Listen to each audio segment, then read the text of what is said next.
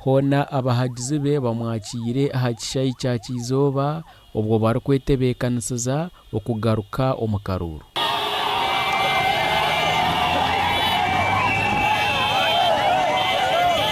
Meja General Kahinda Otafiire kandi Minisita w'ebiragiro hamwe n'enshonga z'engyenderwaho y'ihanga niwabira ry'omugenyi mukuru kandi ogu nkaburiiju Agambire aha ky'okuhindura engenderwaho y'ihanga na munonga akacweka kiiganiibirwa akari kugira ngu emyaka 75 eyi Purezidenti wa Uganda ashemereire kugarukaho kwesimba.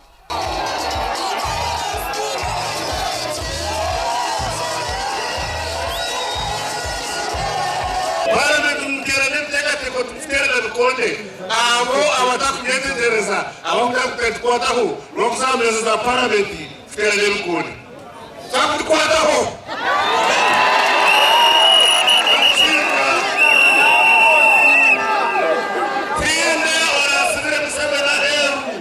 hona Kahinda ahamize ngu tariho omuntu wena orukubasa kubazibara kuhindura engenderwaho y'ihanga ahabwokuba obunaku oba kiteriremu kikaba nikyetengwa ngo bitati bine kuhinduramu ahabwokuba ngu tabarukubasa kugenda ngo bakuzire omu myaka.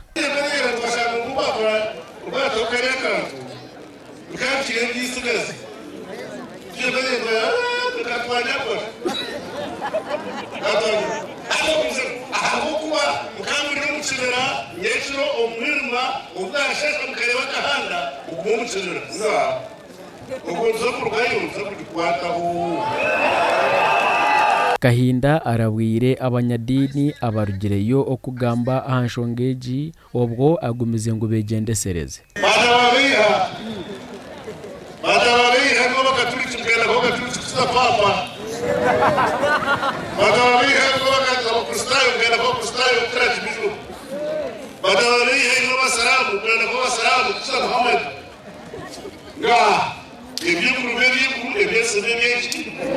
hona bamwe omu bataka kandi abahagizi ba Michael Mawanda enshonga egi bagigambireho batari kugihagera bwa nyuma ya Kahinda kubagira ngu kubakikirize omu ishengero ngo bikereze okuba rukwenda engenderwaho y'ihanga ehindurwe. Ikiranye umuntu wahurira abo kubakoze yabagikozere bakabarya abantu bakuru kandi hati ko bajya ngo imyaka ngwerengire kandi ziho ryo mutegeke kandi kujya ngo remere ngo kandi ntango benye wagindura behindura abantu bariya abo nyine ntango benye wagindura.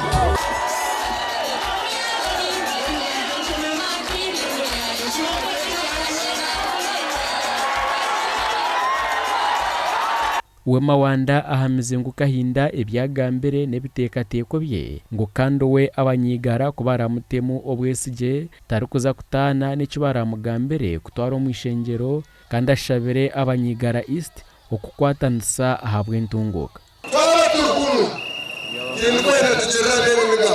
Abantu bona mwishaturyango kombeche kushenyitu kombeche yangagitu bwa nyuma ya mukuru w'ishengero kwikereza abanyishengero bona omu butongore okuza kugambira abantu aba batorine ahashonga egi hona bingi na munongo muri ankore tubakarugireyo kubuza abantu gashakwa damba wizeri.